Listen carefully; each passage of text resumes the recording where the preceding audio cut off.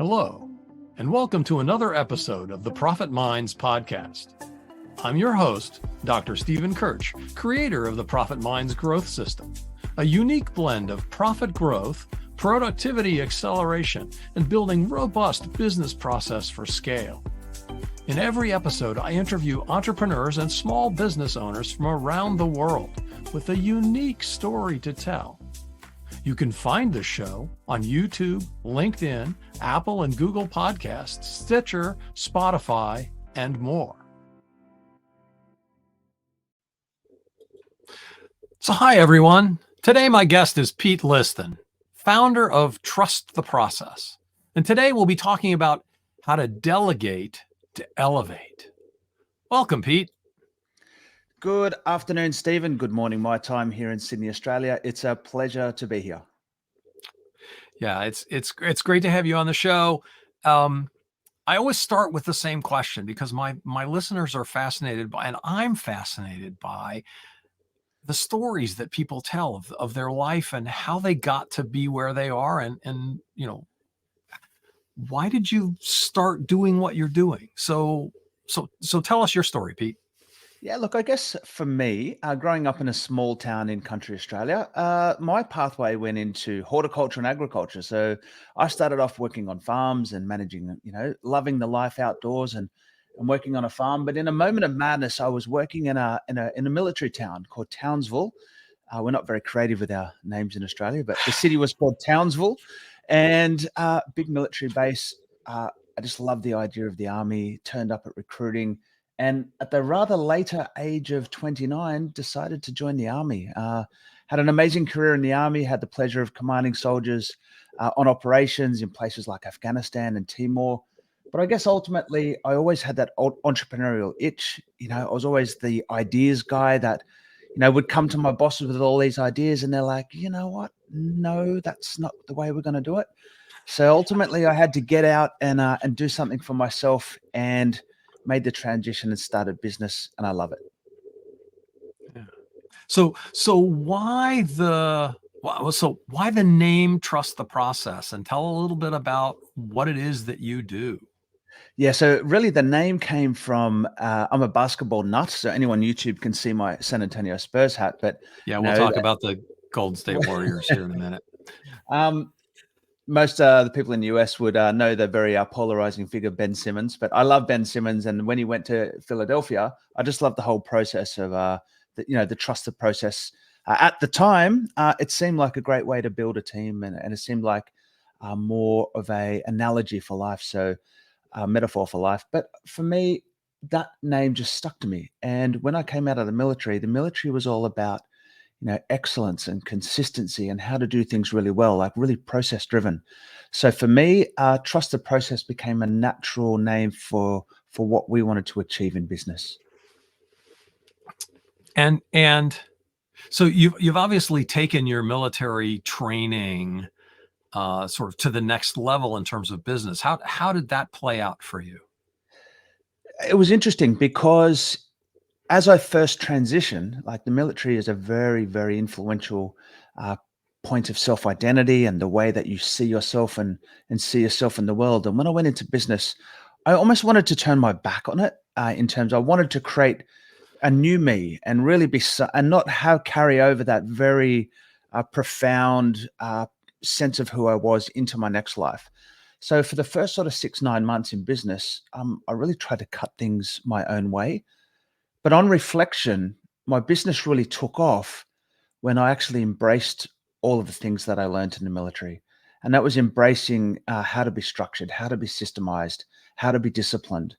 And it was a definitive reflection and turning point to actually go back and think about why I was able to do very complex things in the military relatively easy, but I was struggling in business and I was struggling to get some of the basics right. So what we did is we went back and we really focused on how to develop good process, because process is just another word for how to capture excellence and repeat it. So we were very deliberate about how we did that. Once we were able to focus on process, focus on consistency, it just made life easier for everyone, including ourselves, our team members, our clients, because we're able to literally follow a pathway that works and do it over and over again until we learn. And then when we learn, we fix it, and we do that over and over again.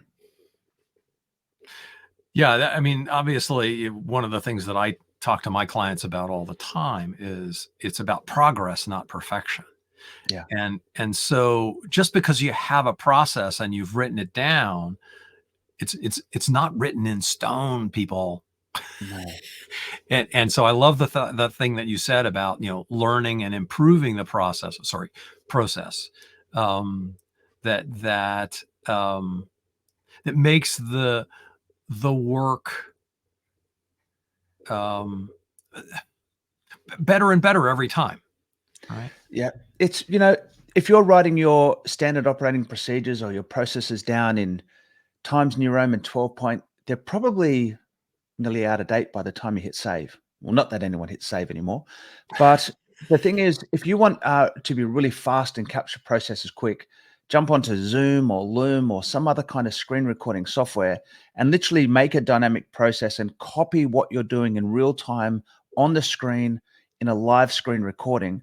Because number one, you don't have to spend new time to build your processes. You just do it next time you do something, and then you've captured it. But you've got to have, there's two kind of learning loops we need to have here: short-term learning loops and long-term learning loops. Short-term, as soon as I see improvement, I can jump back in, amend the process, and reenact it into the standard operations. And long-term learning loops are all about, long-term business performance and improvement. But again, this is stuff and straight out of my military life, direct application into business. Yeah. One of the things that I love about, I was never in the military. One of the things that I learned that the military here in the US, and I'm guessing in Australia as well, is every time there's a training exercise, there's a retrospective. And it's instant. So what we have is and it's layered.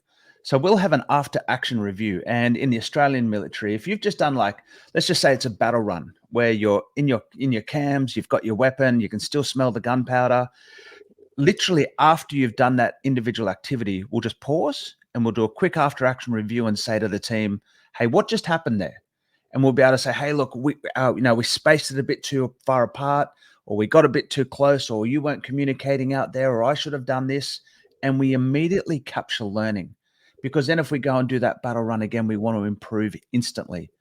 Broader to that, when you get back to the unit, you'll do a large collective post-activity report. And that is where we really want to define broader learnings for the organization. But this happens at the individual and small team level all the way through the organization. Yeah, it's so valuable. I don't think we do enough of that in small business.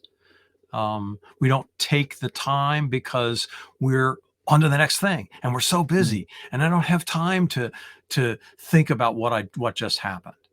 And that lack of learning perpetuates the crisis, perpetuates the emergency.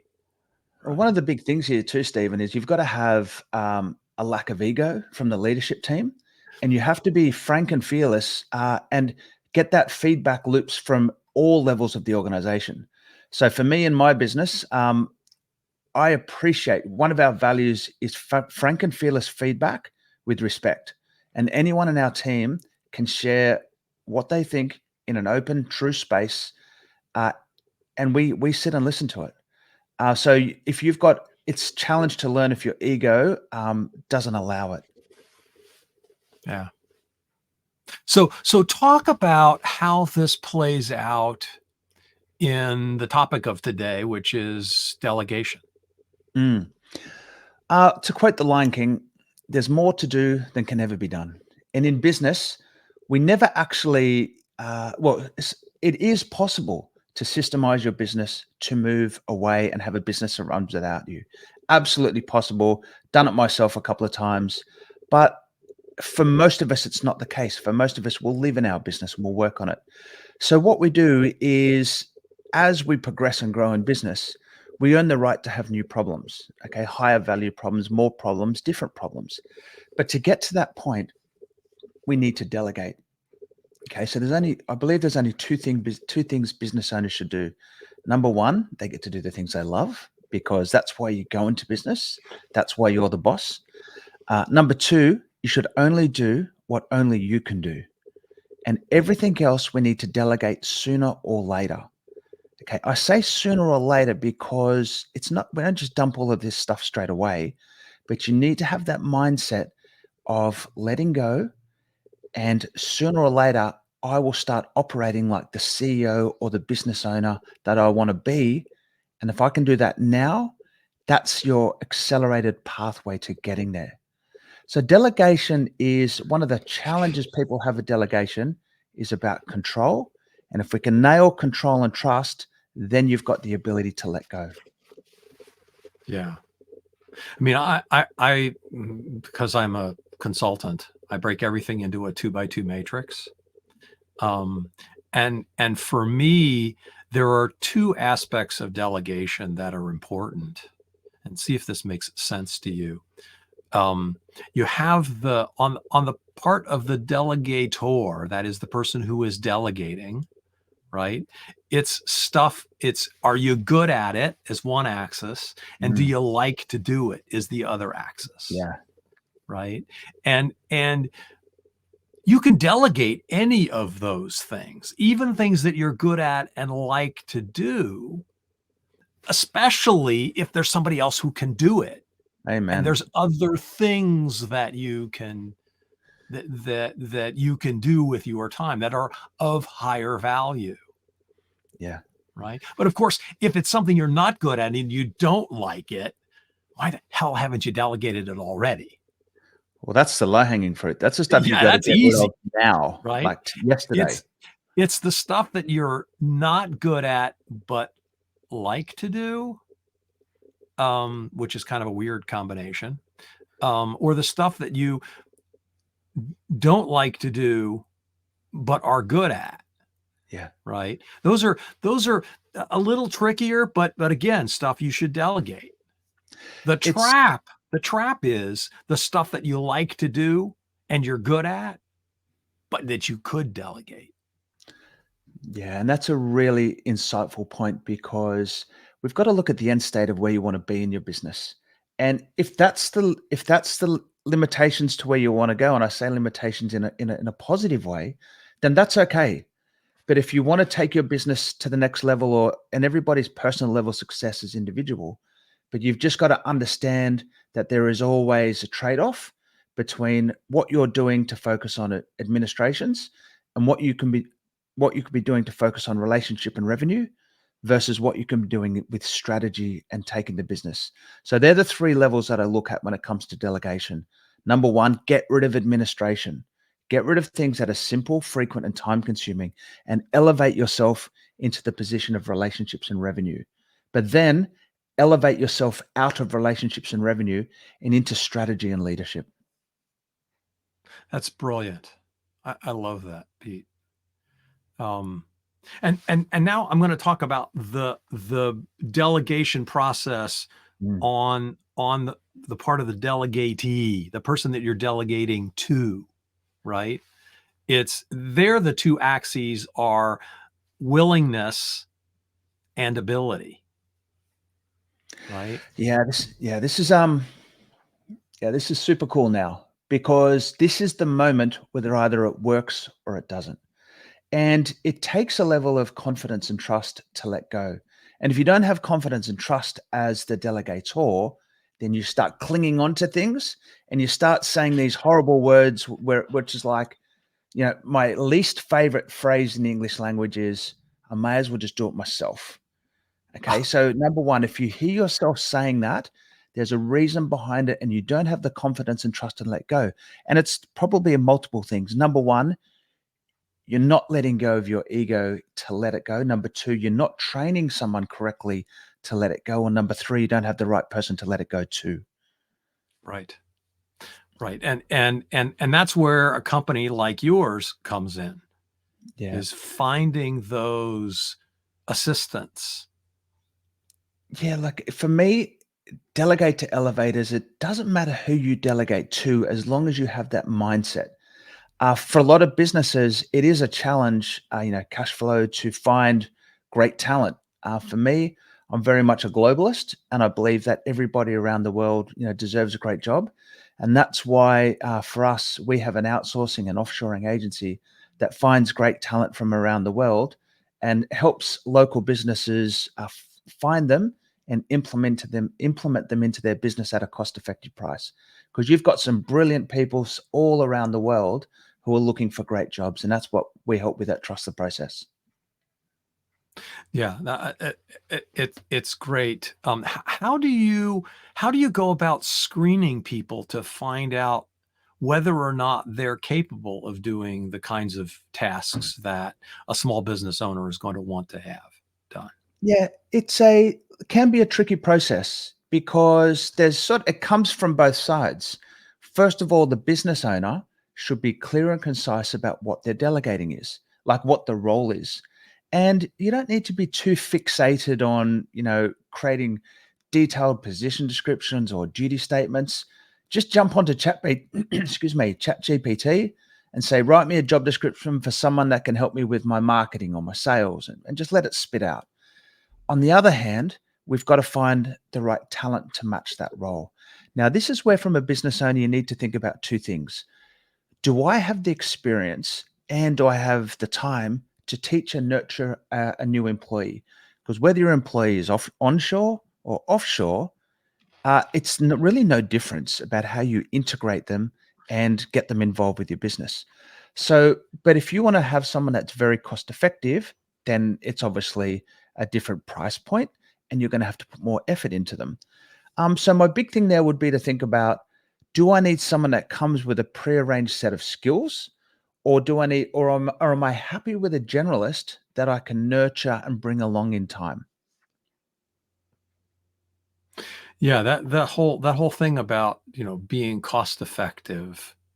For some people, again, as you point out, cost effective because it's going to take so much time to train someone Yeah. in the particulars of your business that maybe you need to stick to someone who already has the skills. Yeah, that's right. And onshore versus offshore, we're probably looking at about a third to 50% of the price. But offshoring specific roles is actually a driver for growing local jobs. So it's not like we're shipping all our jobs offshore. But we're doing is we're finding the right job at the right price for your business, so that your business can grow more profitable. And then when your business is more profitable, you're going to need local staff, particularly in sales and delivery roles. So offshoring should be one of the tools that you have in your toolkit to grow the right team that's going to make you a profitable, sustainable, and enduring business. Yeah, I think that's really worth emphasizing again, right? We're not talking about offshoring everything. Mm. We're talking about offshoring specific things that can be done at a time and a location. Again, that for me, that's one of the gifts of the pandemic, Yeah. right? Is that everybody got used to doing business over Zoom. Yeah. And we would have a conversation just like this every day because we Absolutely. couldn't go to the coffee shop and meet them, even if they lived right down the block. Absolutely. And for me, Australia is a very multicultural community. So we have huge amounts of people from all over the world. So for us, having someone with sometimes just a bit of a twinge of an accent, but excellent technical skills, excellent education, and a real hunger to work, it is the same as hiring onshore. It's like just through the Zoom or digital medium. You just need to be prepared to understand what you need them to do. So that there's two critical moments about getting any team member into business. Number one is your preparation prior to them starting, and what you're going to do in that first couple of weeks to integrate them into the rhythm of your business. Yeah. No, that's really important. That you understand what it is that you're asking them to do. It's that simple. Yeah. So, um, Talk to me about this whole idea of delegate to elevate. Yeah. It's funny. When I was talking to your team pre-show, they're like, "What do you do?" And I'm like, "Well, I've got one business that does outsourcing. I've got about 180 staff in that business, and I've also got another business that does CRM implementation. So I've got we're a HubSpot partner, and we build HubSpot for clients all around the world. And I've also the founder, and I run Australia's only organization dedicated to veteran entrepreneurs and enterprise, which is called the Veteran Community Business Chamber." And the first thing she says to me is like, "How do you do all of that?" I'm like, "Because I have a great team and I effectively delegate." The other thing too is I love playing basketball. I love going to the gym and I love being a dad. So you've got to be able to achieve that. You've got to understand there is only so much you can do, and there's only so much you should do, and it is possible to delegate if you have a nice, simple plan on how to do it. And that's what we can help you with. It's so possible to do it. Yeah. And one of the other things we talked about earlier was this whole idea of control. Mm. And when you start giving up control of everything that you do in your business, you get back control over everything in your life. Absolutely. This control point is what people have the most problems with. And it's that, this is why they go back to saying, "I'll do it myself," because that's where they have control. Now, let me give you the secret formula for control in any business. Control equals consistency plus visibility. Consistency is process. Consistency is now, instead of Stephen doing it, let's do it the Stephen way. Okay, so that's what process is about. I want to capture the way that I want to do things and have you do it for me. The second part of it is visibility. How can I see that you've done my process my way? And the easiest way to do that is through the simple tech tools out there. So as you go to delegate, think, can I capture my way and share it with somebody else? But can I have the confidence to see that it can be done? Now, for example, seeing it can be done could be something as simple as your CRM tool, progression in your tech. Then when you can see it's been done and you know it's been done your way, you're in control and you're going to move on to operating in your highest space. And this is critical for any business owner. Yeah, I love that that formula. Say it again. It's control is Control, consistency, consistency and and visibility. visibility. Yeah. So visibility can be simple. Visibility can be acknowledgement when the task is completed that it's been done. It can be simple as send me a text message when you've done it.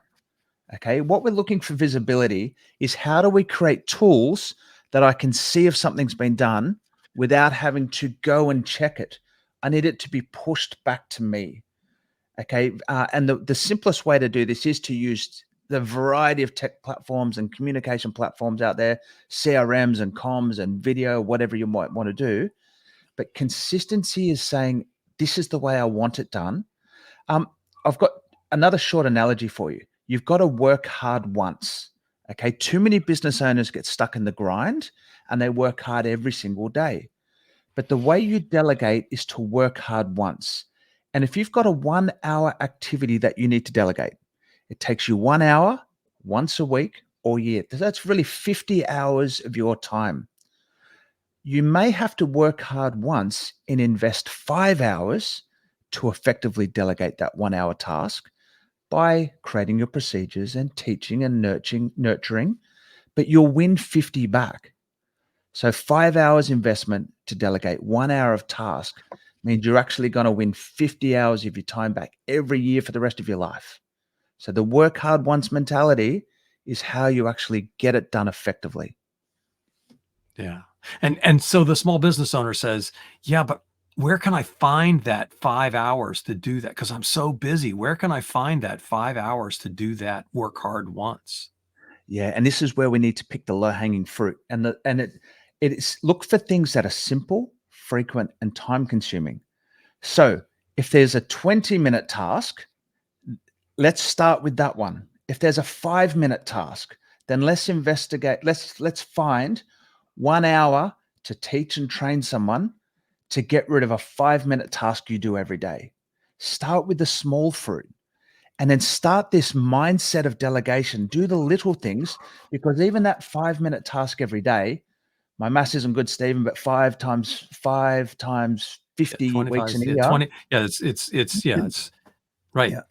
It's 25 minutes a week, which is 100 minutes a month. Yeah. Right. And Yeah. it's 1,200 minutes, right? So you just got to dedicate Yeah. 60 to win 1,200 there.